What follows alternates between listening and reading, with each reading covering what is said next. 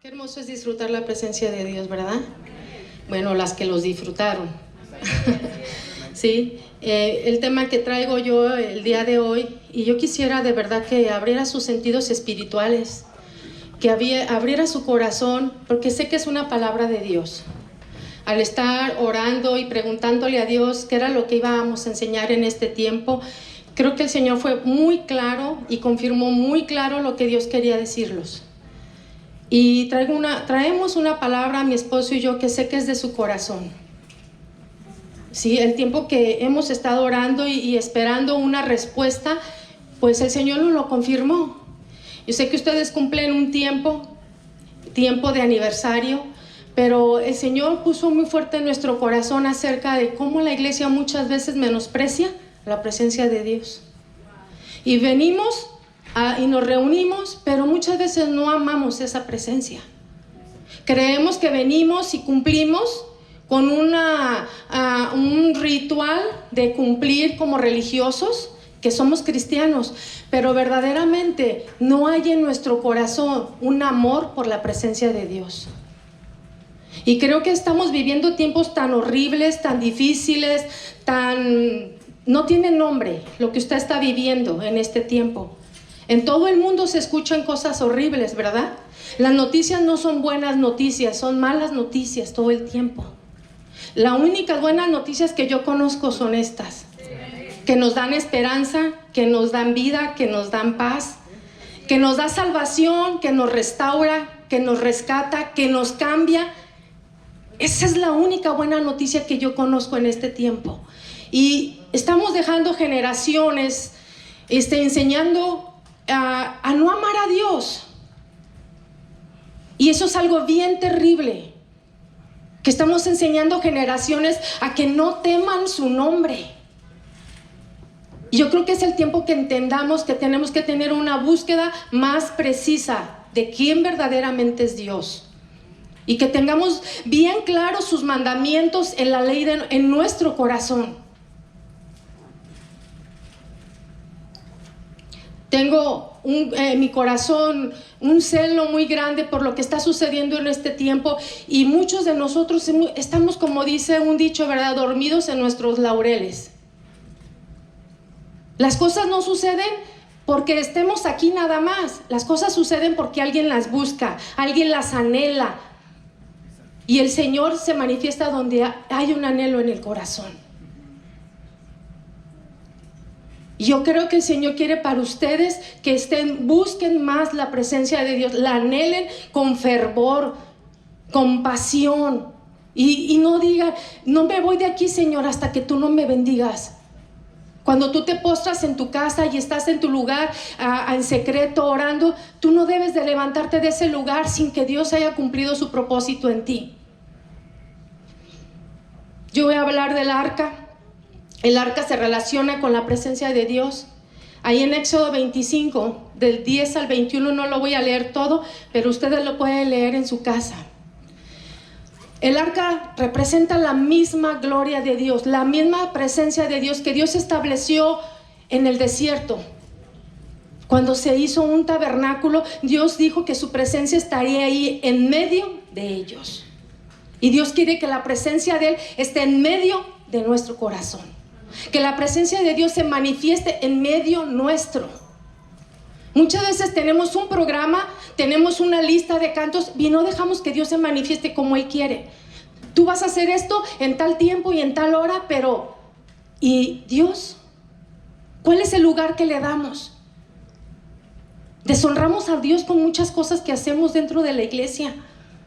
Estamos allí haciendo esto, el otro, saludando allá, acá, y distraídos de lo que es realmente y por el cual nos hemos juntado.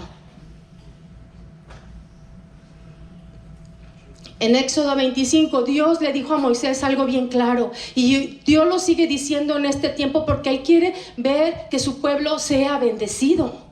Él quiere ver un pueblo ferviente, gozoso, que la manifestación de Dios se haga presente en medio nuestro, y que la gente, las generaciones que vienen puedan decir que Dios realmente sí existe, que Dios es poderoso realmente. Es un Dios poderoso que desafía las leyes de la física, de la naturaleza, de nuestra lógica. Es un Dios que en verdad es real. Tú pruébalo y verás que lo vas a encontrar. Conocí al Señor muy jovencita, sí, era un adolescente, y yo sé de lo que estoy hablando. Cuando Dios me tocó, no era algo que no entendía, lo entendí perfectamente. Así como cuando tú ves tus películas y abres una página de pornografía y ves muchas cosas que no son claras, y las entiendes perfectamente. En las cosas que queremos nos hacemos los ignorantes, o como que no sabemos nada y creemos que no entendemos, pero sí entendemos. Usted escucha orar a un niño en su clase y tú sabes claramente cómo el niño entiende muchas cosas que pasan en su casa. Cuando su papi y su mami se pelean, cuando su papi y su mami se van a divorciar, saben muy bien lo que está sucediendo. Entonces no podemos hacernos como que no sé. No os engañéis. Dios no puede ser burlado, porque todo lo que el hombre sembrare, eso también va a segar. ¿Sí? Y esta es la oportunidad que Dios nos está dando. Dios nos trajo aquí, estamos por la voluntad de Dios. Él nos ha llamado y es un privilegio. Es el honor más grande que estemos aquí. Muchos no se pueden juntar como nosotros. Y Dios le dio estas instrucciones a Moisés. Moisés, quiero que tú hagas esto, quiero que mi presencia esté entre ustedes. Pero no solamente eso, quiero que mi presencia se manifieste y que cada uno pueda decir: Dios sí está vivo, Dios vive en mi corazón, Dios se manifiesta cada día, Dios me ha sanado, Dios me ha provisto. Cuando hablamos de un Dios, decíamos ahorita que cantamos, Él es más grande. Si usted pudiera ser consciente de la grandeza de Dios, usted no estaría con sus manos así, mi hermano, o así. No estaría de esa manera ignorante, como que no sé, como que no entiendo nada. Dios quiere transformar su mente, su corazón. Él quiere renovarle. Si usted de verdad fuera consciente de quién es Él, Él desafía todo. Él no necesita nada de usted, necesitamos nosotros de Él. Y queremos verle, queremos ver su manifestación. No solamente que sea un pueblo que se reúne solamente nada más por sí, sino que veamos que en verdad Dios se manifiesta. Y vamos a ver en esta enseñanza, por favor me dicen con tiempo, así 10 minutos para más o menos ver mi tiempo, ya no vi la hora. Pero ahí en el versículo 10 dice: harás también un arca, 25:10. Harás también un arca de madera de acacia, cuya longitud será de 2 codos y medio, su anchura de codo y medio y su altura de codo y medio. La cubrirás de oro por dentro y por fuera. Y de ahí me declararé a ti. Fíjese bien, en la presencia de Dios, el arca representa la presencia de Dios, dice, y de ahí me declararé a ti y hablaré contigo de sobre el propiciatorio. ¿Qué era esto? Era una cubierta que estaba encima del arca, de entre los 2 querubines que están sobre el arca del testimonio. Todo lo que yo te mandare para los hijos de Israel. Ese era el lugar donde Dios iba a hablar. Cuando tú estás en su presencia, claramente vas a escuchar la voz de Dios. Claramente vas a saber cuál es la dirección de Dios. El arca estaba dentro del lugar santísimo. Si ustedes recuerdan, el tabernáculo estaba dividido en 3 partes: los atrios, el lugar santo y el lugar santísimo. Y el arca estaba en el lugar más adentro. Y para entrar a ese lugar había requerimientos específicos que Dios demanda el día de hoy. Tú no puedes entrar a su presencia solamente porque vienes a la iglesia. Tú no puedes entrar a ese lugar precioso donde Dios se revela y donde Dios te habla solamente porque vienes y aplaudes y cantas. No, había requerimientos para poder entrar a ese lugar. ¿Qué era? Que estuvieran tus manos limpias y tus pies limpios, que tuvieras una conciencia limpia. Solamente ese podía entrar hasta la presencia y Dios le hablaba, porque el que no estaba limpio simplemente no escuchaba nada porque moría. Y muchos llegamos aquí a la presencia de Dios, alabamos, levantamos las manos y cantamos, pero ¿sabe qué pasa? La condición de nuestro corazón, nuestras filosofías, nuestras ideas ponen una barrera entre Dios y nosotros. Si nosotros sabemos qué significa adoración, entonces nosotros vamos a humillarnos, vamos a entregarnos. Humillación significa como el perro lame la mano de su amo. Significa agazaparse, significa humillarse, entregarse totalmente. Entregar las emociones, el intelecto, la forma en que creo y pienso. Es estar delante de Dios, ¿sí? Rendido totalmente. Los que están en la guerra y combaten saben que ellos tienen códigos. Y cuando ellos levantan sus manos, ¿qué quiere decir? Exactamente, ¿no? Ellos levantan sus manos y me rindo. Y delante de Dios muchas veces estamos agarrando la silla para que esta no se mueva o no sé por qué, ¿verdad? O para que no me maree, no sé, pero estamos indiferentes. Dice que con la boca se confiesa para salvación, con el corazón se cree para justicia, y necesitamos cantar las verdades de Dios. Lo que Dios ya está diciendo en su palabra, necesitamos declararlo y creerlo, que así es. Él es grande, Él es poderoso, más grande que cualquier cosa que esté pasando en tu vida o te haya pasado. Él es más grande y Él puede restaurar lo que menos te imagines. El arca estaba dentro del lugar santísimo. Era un cajón o cofre oblongo hecho por madera de acacia, recubierto de oro por dentro y por fuera. Era de madera de acacia, y esto representa la humanidad de Cristo. Dios todo hombre y Dios la divinidad perfecta. Era Dios y era hombre. Él nos entiende perfectamente lo que nosotros pasamos y sentimos. Perfectamente sabe cuando tú estás padeciendo y sufriendo, porque Él padeció y sufrió al ir a la cruz del Calvario, obedeciendo lo que Dios había dicho para Él, para que usted y yo fuéramos salvos. Vemos aquí a Jesús como todo Dios y todo hombre. El arca cubierta de madera de acacia, una madera incorruptible como la vida de Jesús, pero cubierta de oro blando, de la divinidad, de la grandeza, de la justicia, del poder de Él. Cuando tú te acercas, tú debes de tener una conciencia clara, que no te acercas con cualquier persona de este mundo. Él no es terrenal, Él no está en este nivel, en esta atmósfera. Él está en los cielos. Su poder es mucho más grande de lo que usted se imagina y de lo que usted ha experimentado hasta el día de hoy. La madera de acacia es una madera incorruptible como la vida de Jesús, una madera que no se corrompe. Y Dios quiere que usted sea un hombre que no se corrompa con las filosofías y los pensamientos que este mundo está operando. El príncipe de este mundo ha querido engañarnos, y nuestros hijos están en este mundo. Y si usted no les está enseñando el temor a Dios y amar la presencia de Dios, usted va a tener hijos que vivan en este mundo y no en un nivel sobrenatural.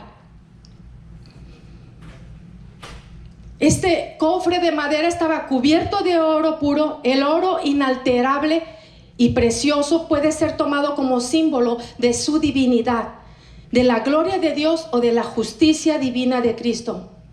El oro, mis hermanos, y ustedes saben que para que sea un metal precioso y de gran valor, lo consideran que hay diferentes clases de oro por su pureza, ¿sí? El oro, para que tenga un brillo, debe de ser purificado de toda escoria y metales que corrompen y hacen impuro el mismo oro. Entonces tiene que pasar por un proceso de aflicción, de sufrimiento, de fuego, para que pueda salir puro como el oro.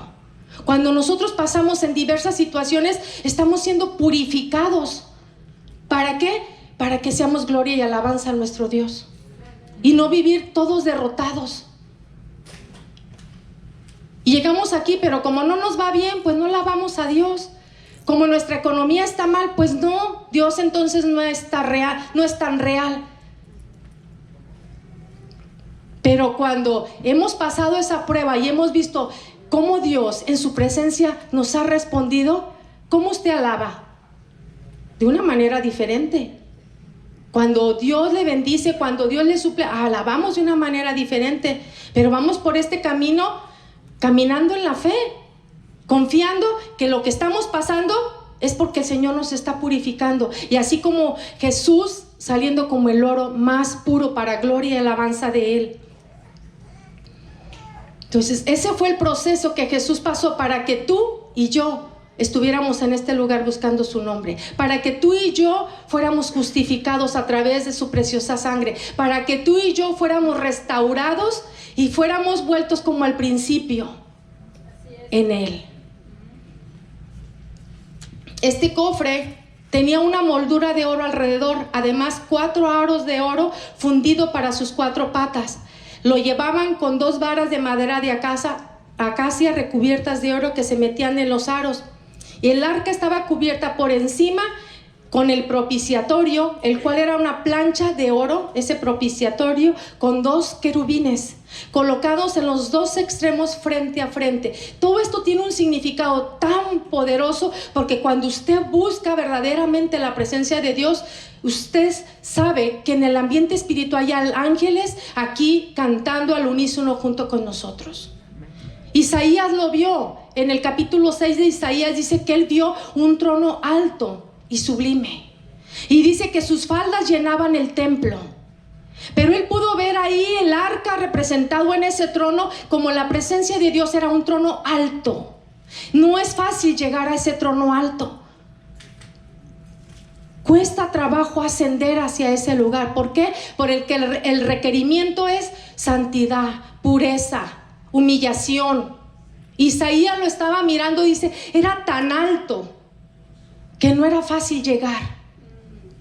No es porque estamos cantando y aplaudiendo que ya estamos ahí. No, mi hermano, eso no es la presencia de Dios. Esos son vehículos que nos ayudan a estar ahí en ese lugar precioso. Pero estar en la presencia de Dios viene una reforma en nuestra vida y en nuestra mente, que usted sale de este lugar y usted puede decir, Dios me habló. Dios fue muy claro y entiendo perfectamente lo que Dios quiso y quiere de mi vida.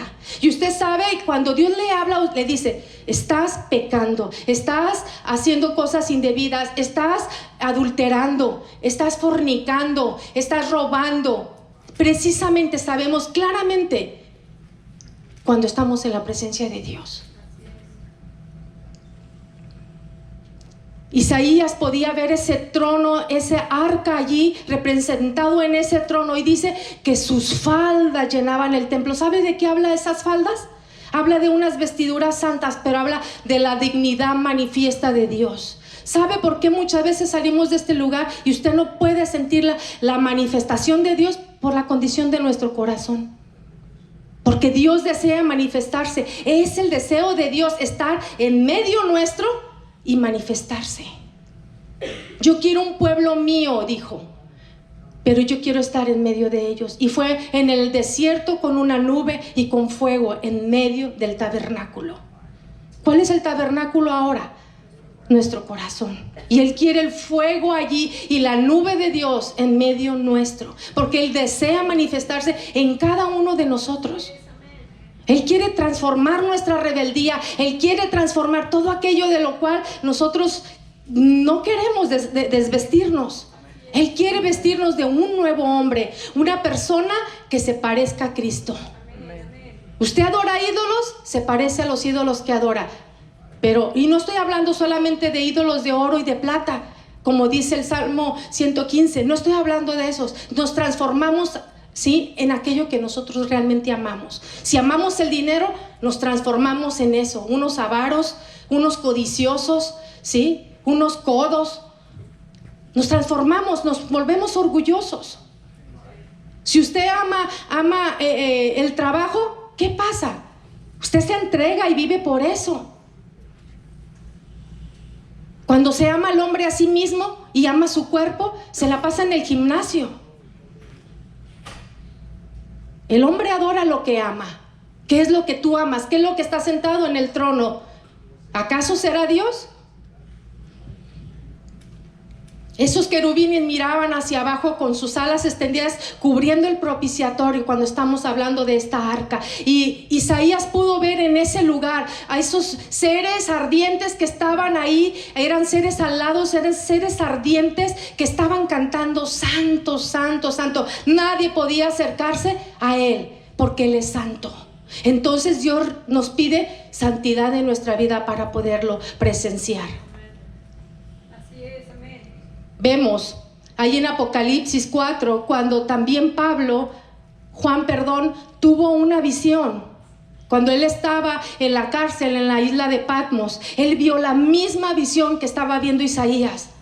Y dice, ahí estaban sus pies en la tierra, pero su espíritu se fue hacia ese lugar y él estaba viendo una adoración celestial maravillosa.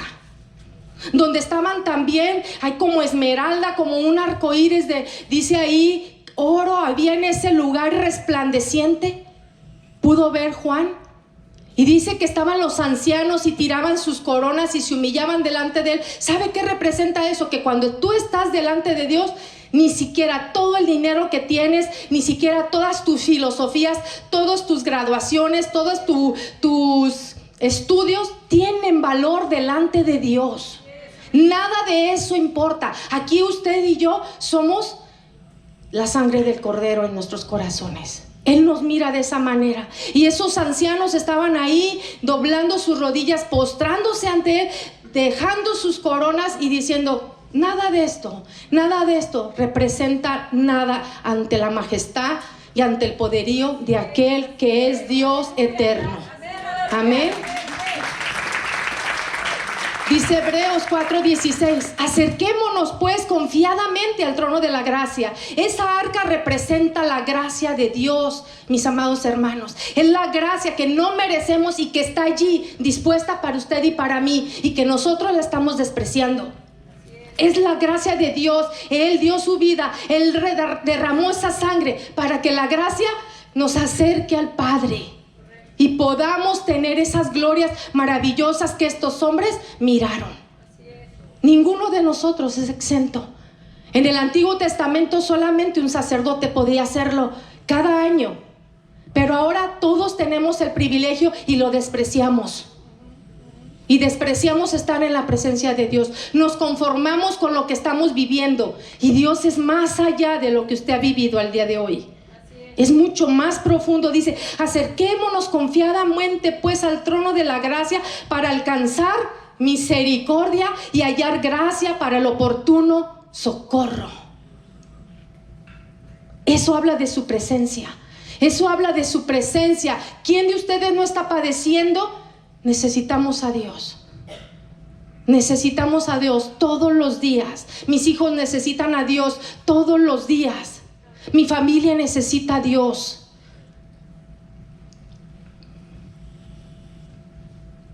Cuando anualmente el sumo sacerdote entraba al lugar santísimo llevando sangre para hacer expiación por el pecado de Israel, sí, el hecho de poner el propiciatorio sobre el arca indicaría que no era simplemente una cubierta para esta. Algunos prefieren entenderlo como la silla o el trono de la gracia o la misericordia, porque era el lugar donde el símbolo de la expiación cubrió realmente el pecado de cada uno de nosotros por la misericordia. Y usted debe de entender que cuando nosotros le buscamos, estamos hablando de la misericordia y la gracia que Dios tiene para con nosotros. Esos misterios tan profundos solamente ha sido y va a ser revelado a sus hijos, a los que son hijos, solamente. El Señor dijo que el arca con el propiciatorio sería un símbolo vivo. Mi hermano, Dios está vivo. Dios es el mismo de ayer, de hoy y por siempre. Él hizo cosas ayer inimaginables. Él las quiere seguir haciendo para aquellos que verdaderamente le buscan y aman su presencia. Dios quiere manifestarse en su vida. Usted necesita buscarle y usted necesita esperar el tiempo de Dios y confiar que su palabra se cumple. El propiciatorio entonces sería un símbolo vivo de su presencia con el pueblo. Y desde encima del propiciatorio, de en medio de los querubines, le dijo a Moisés: hablaré contigo de todo lo que te mande para los hijos de Israel. Es en ese lugar donde Dios claramente te va a dar la dirección a tu vida. Es en ese lugar donde tú vas a decirle: Señor, ¿cuál carrera escojo? ¿Qué es lo que quieres para mí? ¿Cuál será tu voluntad en mi vida? ¿Cuál será tu propósito? Y claramente Dios te va a decir qué debes de elegir, qué debes de hacer. Él te va a dar la paz. Si tú quieres comprar un automóvil, el Señor te va a decir qué hagas y dónde lo compres. Hasta en cosas materiales y cosas vanas, el Señor es fiel. Es a través de la sangre de Jesús, pues, que nosotros tendremos acceso al Padre y comunión con Él, y donde Él nos contará sus planes, sus propósitos y su dirección. Yo era un adolescente cuando conocí al Señor y Él nunca me ha fallado. Él nunca me ha fallado. He estado en lista de espera, orando y esperando, orando y esperando, y el Señor ha cumplido cada una de las cosas que yo le he suplicado. El Señor ha sido fiel. Y cuando pasas por el desierto, el Señor es fiel. Amén. Dentro del arca encontramos 3 cosas que Él le daría a Moisés: el testimonio de Dios. Primero, encontraríamos el maná, una porción de alimento que no se echó a perder ni a corromper. Era para recordarle al pueblo que Él fue fiel al alimentarlos en el desierto. Él fue su sustento. Jesús dijo que Él era el pan de vida. Dice: el que viene a mí no tendrá hambre. El que viene a mí no tendrá sed jamás. Nadie viene a mí si mi Padre no le llama. Es un privilegio que estemos aquí, mi hermano. El Padre nos llamó. Aquí estamos a su cita. Amén. Y gracias por Dios, porque tenemos ese privilegio. Somos privilegiados. Somos privilegiados porque somos sus hijos. Amén. Y tú puedes recordar que en el desierto nunca les faltó el pan. Él les dio pan y les dio vida, y vida en abundancia. Nosotros necesitamos conocer este pan que nos trae vida, este pan que nos transforma, este pan que nos da paz y nos da esperanza. No te lo va a dar todas las riquezas que amontones en esta tierra, no te lo van a dar. Y nunca te vas a sentir seguro. Te lo va a dar el pan de vida. Él fue fiel al alimentarlos, y Él sigue siendo fiel. Juan 6:33 dice: porque el pan de Dios es aquel que descendió del cielo y da vida al mundo. El mundo no le quiere conocer. El mundo no quiere saber de Dios. Esas son cosas antiguas de las abuelitas. Eso dice el mundo el día de hoy. Pero Dios es real. Pruébalo. Pruébalo, joven. Pruébalo y tú verás que Dios es real. El pan es la palabra de Dios, sus promesas que son sí y amén. Él dijo y lo cumplirá. Él lo habló y lo cumplirá, mi hermano. Espere el tiempo de Dios. No importa cuánto espere, espere el tiempo de Dios. Usted sea fiel, usted sea obediente, pero espere el tiempo de Dios. El maná, la palabra que trae vida, su palabra es viva y eficaz. Viva y eficaz. El pan que trae eternidad a nuestras vidas. Su palabra da confianza a nuestro ser. No importa que el mundo se derribe. Este es el sustento nuestro. Este es el sustento nuestro. Otra de las cosas que se encontraban en ese lugar eran las tablas de la ley, que se refiere a los estándares de Dios al acercarse a su presencia. Hablando de su justicia, de la moral de nuestro Dios. Ese es su estándar, cumpliendo la ley de nuestro Dios. Él puso un estándar ahí. Tú no te puedes acercar a mi presencia si no cumples lo que dice esta ley. Amarás al Señor tu Dios con todo tu corazón, con toda tu alma, con toda tu mente, con todas tus fuerzas. No fornicarás, no cometerás adulterio, no desearás la mujer de tu prójimo, y todos los mandamientos, la ley de Dios que ustedes ya saben. Ese es el requerimiento de Dios para podernos acercar a Él. Mire, mis hermanos, muchas veces venimos en el camino como familia, ¿verdad? Y venimos discutiendo, hasta nos decimos cosas desagradables, pecamos. Venimos maltratando a los hijos porque no se apuraron, porque ya se nos hizo tarde, por muchas cosas. Y llegamos y levantamos las manos como si nada. Dios es tan bueno, ay, Dios es todo amor. Y estamos delante de Él pensando que así es, y no. Venimos y decimos cualquier mentirita. Las mentiras no caben, porque no entran aquí. No robarás, no mentirás, no levantarás falso testimonio contra tu hermano, no hablarás, no serás chismoso. No podemos venir delante de la presencia con todo ese tipo de cosas.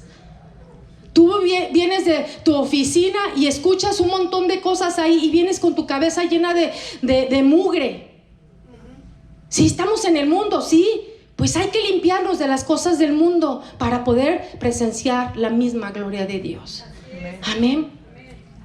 Entonces, ese es el estándar de Dios, que nosotros debemos de cumplir la ley. Estos fueron los límites que Dios estableció para todo aquel que se acercara a su presencia.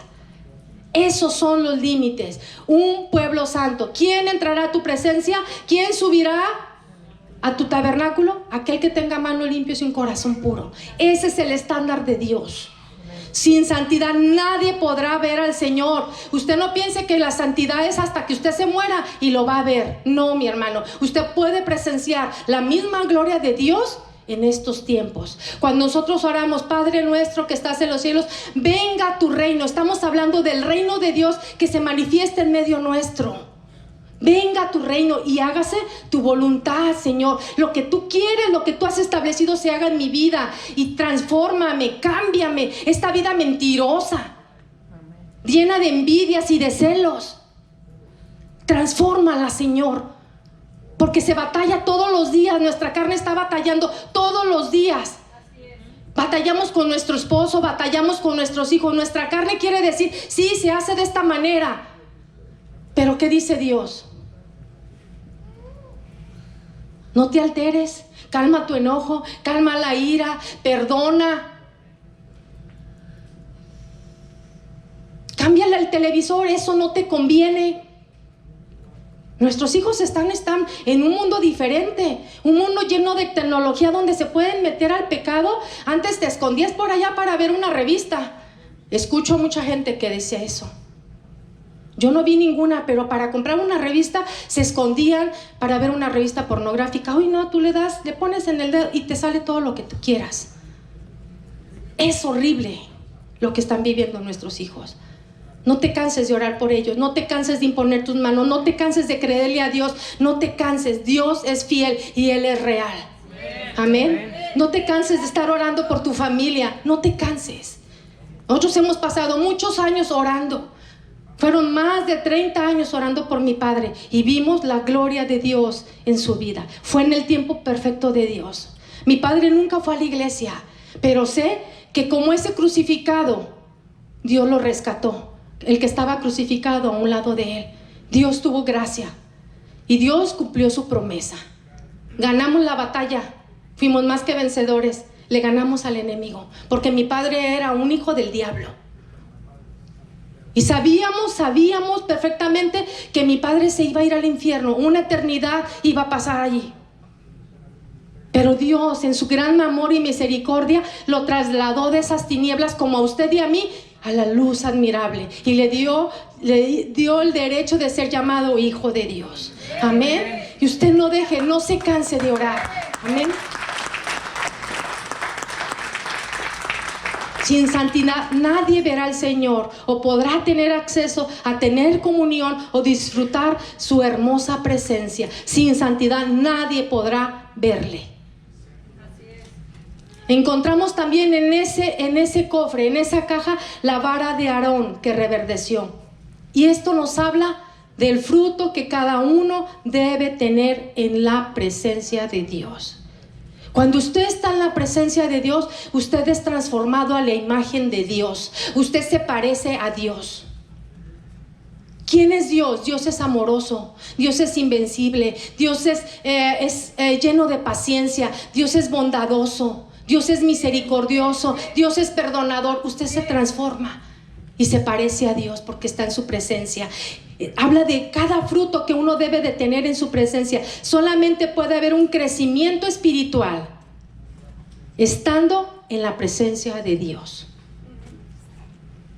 Estando en la presencia de Dios, la palabra de Dios se revela a su corazón. Y cuando usted hable la escritura, el Señor le dice, no mentirás, habla la verdad con tu prójimo, perdona a tus enemigos, pon la otra mejilla. Y cuando usted obedece esas palabras, que usted tiene el respaldo absoluto de Dios en su caminar. Dios le respalda. Pero Señor, yo no tuve la culpa, la tiene Él. Pero cuando usted obedece lo que Dios le está diciendo, Dios le respalda a usted. Aunque aquel tenga la culpa, aunque sea injusto lo que han hecho, cuando usted hace lo que Dios está diciendo, hay fruto en su vida. Se parece a Cristo. Por eso dice la escritura, despojaos del viejo hombre, vestíos de Dios. Y el único que puede vestirnos es Él, de Él mismo. Él es el pámpano, nosotros la vid. Y si estamos apegados, nosotros vamos a tener una vida espiritual, una vida congruente con lo que hacemos. Oh, no, hoy no me toca dirigir. ¿Para qué leo la Biblia? ¿Para qué oro? Hoy no me toca cirugía. No debo de prepararme. Todos los días nosotros tenemos un compromiso con Dios, porque le servimos a Él, porque caminamos con Él, porque Él es nuestro Padre, porque Él es nuestro Rey. Él es quien gobierna nuestra vida. Él es el que gobierna el universo. Entonces, nosotros todos los días debemos adorar a Dios. Cuando usted va a su trabajo, no va a ir levantando las manos, sacando un pandero y haciendo movimientos. No, esto es parte de una comunión. Para todos al unísono poder adorar, ¿sí? Y son vehículos que Dios nos permite para llegar a su presencia, para ascender hacia Él. Pero la manera en que usted vive, la manera en que usted se conduce, eso es adorar a Dios. Cuando usted se queda calladita y ya no le contesta a su esposa y deja de ser remilgona, eso es adorar a Dios. Cuando usted empieza a arreglar su casa y empieza a tener el orden que Dios quiere, porque Dios es un Dios de orden. Dios es un Dios de orden. Dios estableció, no quiso un revoltijo. Dios es un Dios de orden. Y cuando nosotros podemos hacer todo eso, debemos de pensar que estamos adorando a Dios. Lo estamos agradando. Lo estamos amando. Porque eso habla de nuestro corazón. Habla de nuestra vida que está toda volteada de cabeza. Cuando nuestros hijos entienden quién es Dios, porque usted se lo está enseñando con su ejemplo. Cuando su hijo viene a usted y le dice, papá, necesito comprar esto, una computadora, porque mi escuela me lo está requiriendo, y tú ves los precios de las máquinas estas, y tú dices, no tenemos dinero.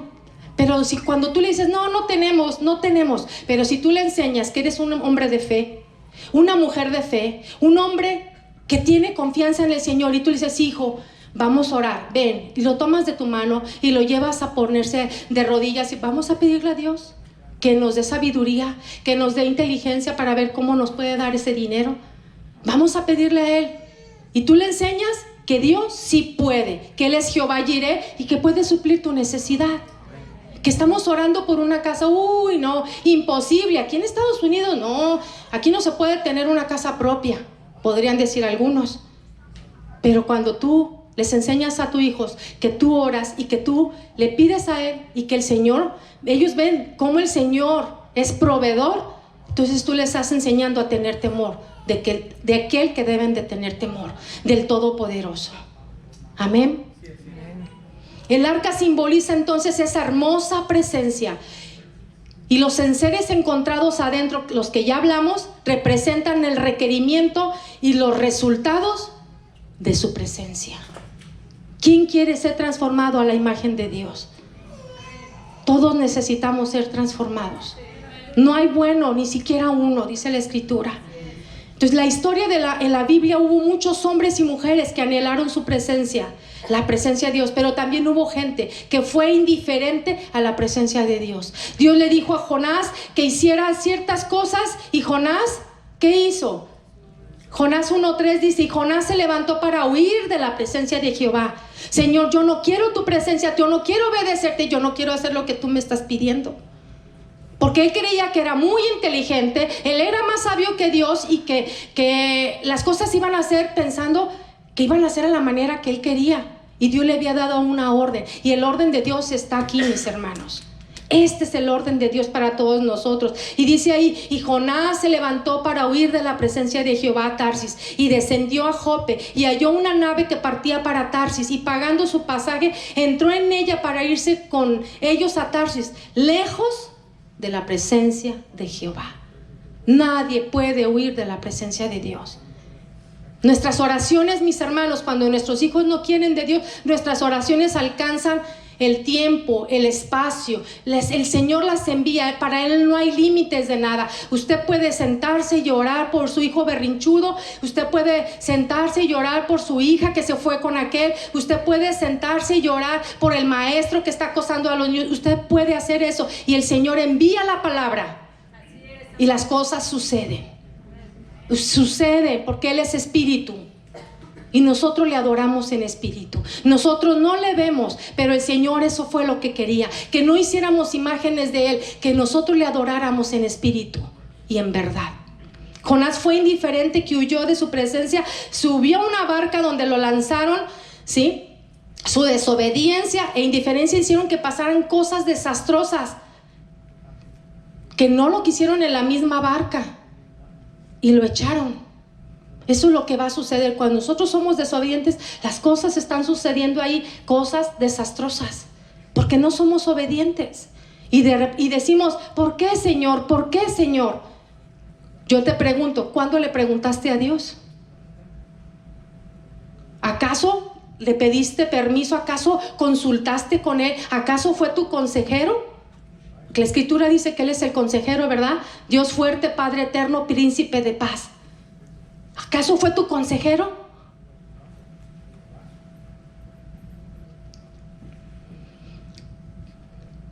Estamos viendo a Jonás, pero David tenía otro deseo en su corazón. Mientras David anhelaba esa presencia de Dios, él prefería un día los atrios, o sea, los patios, ni siquiera en el lugar santísimo, un día en ese lugar, que 1000 fuera de ellos. Nosotros necesitamos, y si no hay un anhelo, mis hermanos, pídale a Dios: Señora, dame hambre de ti, dame sed de ti, que yo tenga anhelo de estar en tu presencia, que yo tenga anhelo de estar aquí. Y de verdad que va a venir ese anhelo, va a venir ese deseo en su corazón, porque el Señor sabe cómo lo está pidiendo usted.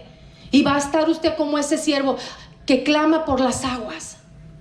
Dame, Señor, sáciame.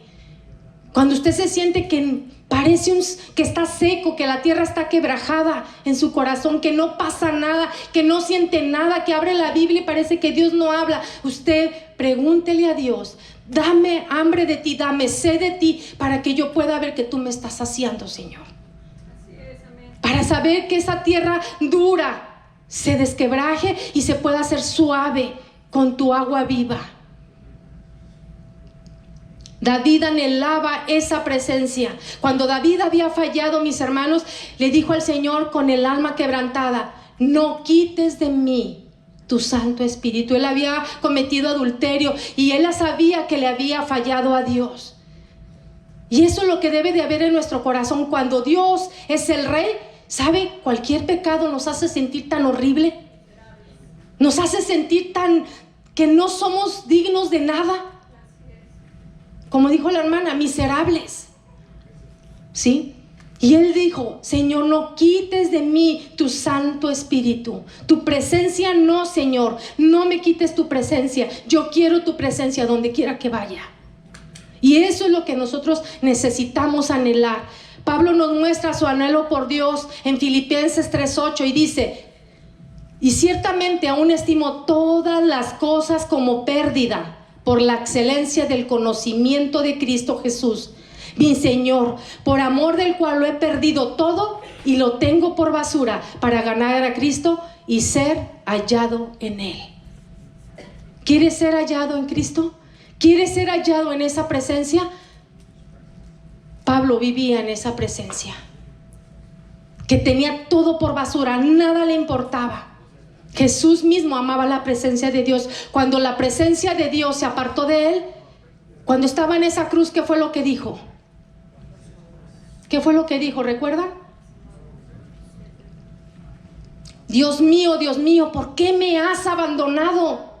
Él mismo pudo ver que la presencia de Dios no estaba allí.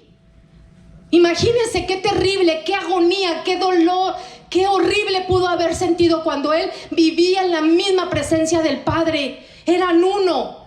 El Padre, el Hijo y el Espíritu Santo eran uno, y cuando la presencia ya no estaba, su gemido fue: no, Señor, ¿por qué te apartas de mí? ¿Por qué quitas de mí tu Santo Espíritu? ¿Por qué me has abandonado, Señor? Pudo sentir cuando Dios no estaba allí. Dios quiere gobernarte. Dios quiere ser el autor de tu vida. Dios quiere dirigirte. Él quiere ser verdaderamente tu Padre. Ama su presencia, ama estar con Él. Qué terrible experiencia de Jesús, el sentir el abandono de Dios. ¿Alguna vez ustedes se han sentido solos? Es muy feo, ¿verdad? Que sientes que hasta tus amigos no están allí. Y sientes en tu interior algo que no te llena. Pues la presencia de Dios cubre todo. Cubre todo. Somos tres: en su espíritu, en tu alma, en tu cuerpo.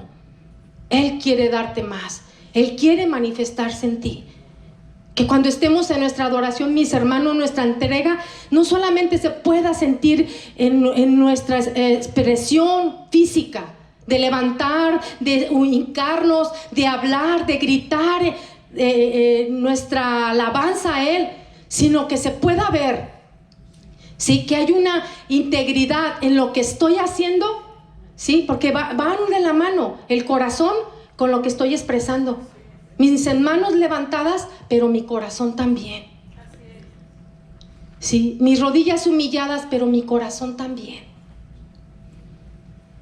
Para algunos, ya voy a terminar, fue indiferente la presencia de Dios. La presencia de Dios, dice Primera de Samuel 7, del 1 al 6. Ustedes pueden leer todo el capítulo hasta el 17 en casa. La presencia de Dios, o el arca, estuvo en la casa de Abinadab. Voy a leer solamente una parte. Dice: entonces los hombres de Kiriat Jearim fueron por el arca del Señor, la llevaron a la casa de Abinadab, que estaba en las laderas, y comisionaron a su hijo Eleazar para que se encargara de ella. El arca permaneció en Kiriat Jearim mucho tiempo. Mucho tiempo. ¿Cuánto le parece mucho tiempo? Dice la escritura: 20 años. ¿Cuántos hijos de Dios hay aquí que tienen 10, 5 y no experimentan la presencia de Dios? No han visto la manifestación de Dios en sus vidas. 20 años estuvo el arca allí y no pasó nada. Durante ese tiempo todos los israelitas se lamentaron, fíjense bien, porque parecía que el Señor los había abandonado. El Señor no los había abandonado. Ellos no apreciaron que el arca estaba allí. Muchas veces estamos aquí, está usted en su casa y usted no sabe apreciar que Dios está en todo lugar, que Él es omnipresente y que donde usted está, el Señor se manifiesta. Cuando hay corazones anhelantes de Él.